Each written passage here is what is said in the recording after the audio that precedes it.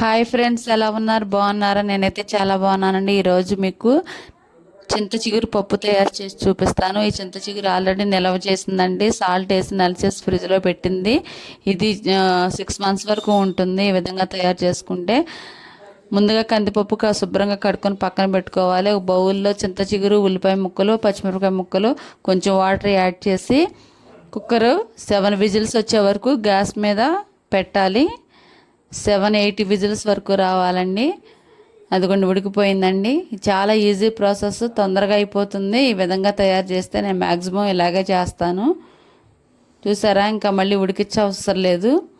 ఇది అందులో వేసేసి కలిపేసి, ఇందులో ఆల్రెడీ సాల్ట్ ఉంది కాబట్టి చింత చిగురులో సాల్ట్ వేసుకోక్కర్లేదండి. సాల్ట్ వేసుకుంటేనే నిలవ ఉంటుంది చింత చిగురు. చూసారు కదా ఎంత కలర్ఫుల్గా ఉందో. కారం తగినంత కారం వేసుకున్నాను. అలా కలుపుకొని ఈ పోపు వేసుకోవటమేనండి.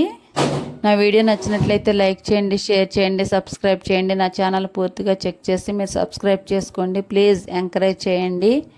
పోపుకి బౌల్ పెట్టుకున్నాను. మళ్ళీ స్టవ్ మీద బౌల్ పెట్టుకొని 2 స్పూన్లు ఆయిల్ వేసుకోవాలి. తర్వాత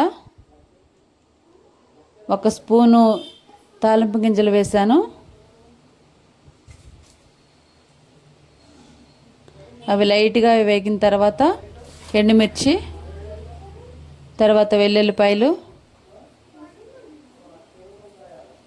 తర్వాత కరివేపాకు, లైట్గా వేయించాను. తర్వాత చిటికెడు పసుపు,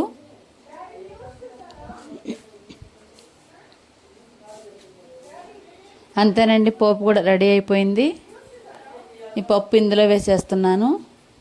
చాలా చాలా టేస్టీగా ఉంటుంది. ఈ విధంగా తయారు చేయండి, చాలా ఈజీగా ఉంటుంది.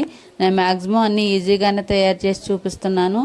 మీరు కూడా తయారు చేయండి. చూడండి ఎంత బాగుందో, కలర్ఫుల్గా. టేస్ట్ కూడా అంతే అదిరిపోతుంది. నా వీడియో నచ్చినట్లయితే లైక్ చేయండి, షేర్ చేయండి, సబ్స్క్రైబ్ చేయండి. మీరు లైక్ చేయటం వల్ల వీడియో ముందుకు వెళ్తుంది, కొంతమందికి చేరుతుంది. కాబట్టి వీడియో లైక్ చేయండి. ప్లీజ్ సబ్స్క్రైబ్ చేసుకోండి ఛానల్.